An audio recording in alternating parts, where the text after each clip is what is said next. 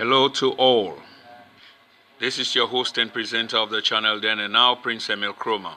This is just a quick one on events for this weekend, the 11th of February at 8 p.m. as usual.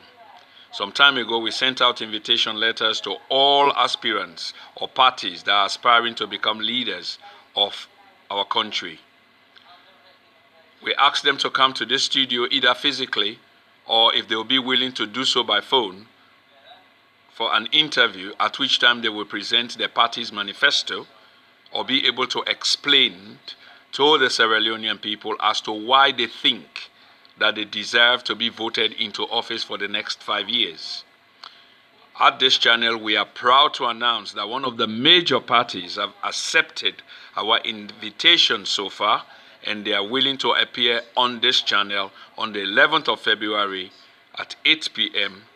for the all-important interview. It is an interactive interview, ladies and gentlemen, so be prepared, because at some point you will have the phone lines. They will be open, at which time you can ask the guest questions of relevance. So don't forget, it's all going to be happening at the Then and Now this Sunday at 8 p.m. prompt. And I will be right there. Thank you.